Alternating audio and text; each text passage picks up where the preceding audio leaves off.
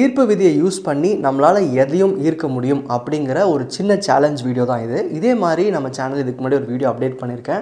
அதாவது அந்த வீடியோ பார்த்து முடிச்சுட்டு அதில் சொன்ன இன்ஸ்ட்ரக்ஷன் நீங்கள் ஃபாலோ பண்ணியிருந்தீங்கன்னா உங்களை அறியாமல் நீங்கள் ஒரு ஏணியில் ஏற முடியும் அப்படிங்கிறத அந்த சேலஞ்ச். நீங்கள் அதை பார்க்காம இருந்தீங்கன்னா அதோட லிங்க் நான் வந்து இப்போ டிஸ்பிளே பண்ணுறேன். ப்ளஸ் வந்துட்டு டிஸ்கிரிப்ஷன்லையும் இருக்குது, நீங்கள் செக் பண்ணிக்கோங்க. இந்த வீடியோவை நீங்கள் முழுசாக பார்த்து முடிச்சுட்டு நான் சொன்ன விஷயங்களை மட்டும் முயற்சி பண்ணிங்கன்னா உங்களால் ஒரு 1000 ரூபாயை லைஃப்பில் ஈர்க்க முடியும்.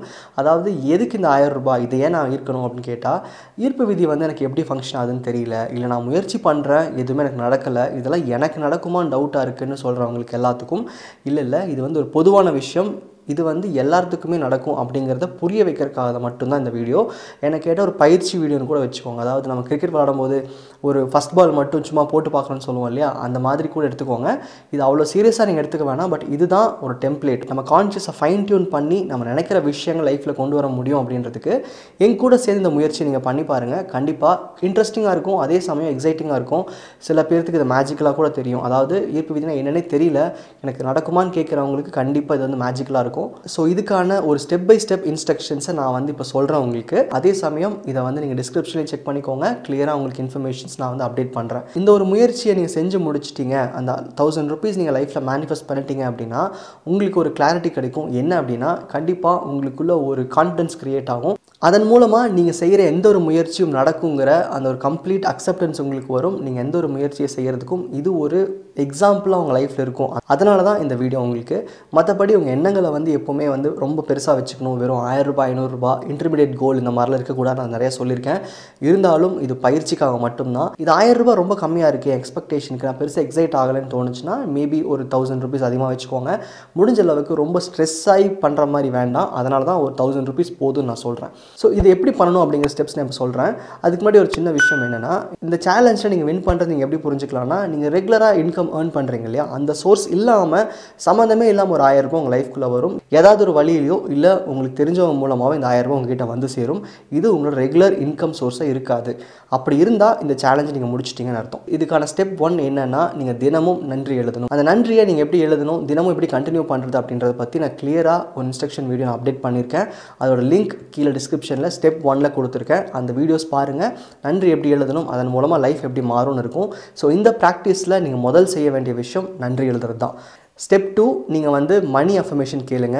ஒரு நாளைக்கு மினிமம் 1 ஹவராவது இந்த அஃபர்மேஷனை நீங்கள் கேட்கணும். ரொம்ப காது கொடுத்து லிசன் பண்ணணும், அதை ரிப்பீட் பண்ணணும் அப்படியெல்லாம் இல்லை. அந்த ஆடியோட லிங்க் நான் வந்து கீழே எகெயின் டிஸ்கிரிப்ஷனில் ஷேர் பண்ணியிருக்கேன். இந்த மணி அஃபர்மேஷன் கேட்குறது மூலமா உங்களுக்குள்ள பணத்தை பற்றின இருக்கிற தவறான எண்ணங்களும் நெகட்டிவ் ஃபீட்பேக்ஸ் எல்லாமே வந்து உங்ககிட்ட இருந்து போயிடும். அதுக்காக இந்த அஃபர்மேஷன் கேட்குறது. இதை நீங்கள் தினமும் கேட்டே இருங்க. இது லிசன் பண்ணுறதுக்கு எந்த ஒரு டைம் ப்ரிஃபரன்ஸ் கிடையாது. ஒரு நாளைக்கு மினிமம் 1 ஹவராவது கேட்கணும். அடுத்து 3வது ஸ்டெப் என்ன அப்படின்னா, நீங்கள் ஒரு 5 மினிட்ஸ் ஒரு நாளில் ஒரு 5 நிமிஷம் மட்டும் செலவு பண்ணி விசுவலைஸ் பண்ணணும். அதாவது முடிஞ்சால் இது தூங்க போகிறதுக்கு முன்னாடி பண்ணுங்கள். அதுதான் பெட்டரான டைம் நான் சொல்லுவேன். இது நீங்கள் பண்ணும்போது ஒரே ஒரு விஷயம் மட்டும் நினச்சிக்கோங்க. அந்த 1000 ரூபாய் உங்கள் கையில் இருந்தால் எதுக்காக செலவு பண்ணுவீங்க? இல்லை சேர்த்து வைக்கலாம், இல்லை ஏதாவது ஒரு செலவுக்காக யூஸ் பண்ணலாம், இல்லை ஏதாவது பொருள் வாங்கலாம், என்னவோ இருக்கட்டும். ஆனால் அந்த 1000 ரூபாய் இன்றைக்கி உங்கள் கையில் வந்தால் நீங்கள் என்ன பண்ணுவீங்களோ அதை ஒரு 5 நிமிஷம் ஒரு நாள் இமேஜின் பண்ணுங்கள். அந்த 5 நிமிஷம் நீங்கள் தூங்க போகிறதுக்கு முன்னாடி இருந்தால் பெட்டர். கடைசி ஸ்டெப் என்ன அப்படின்னா, பணத்தை பற்றி எப்போவுமே தேவையில்லாத விஷயங்கள் பேசாதீங்க, அதை குறை சொல்லாதீங்க, செலவு பண்ணும்போது கவலைப்படுறதா சொல்லாதீங்க, பணம் இல்லைன்ற விஷயத்தை பேசிட்டே இருக்காதீங்க.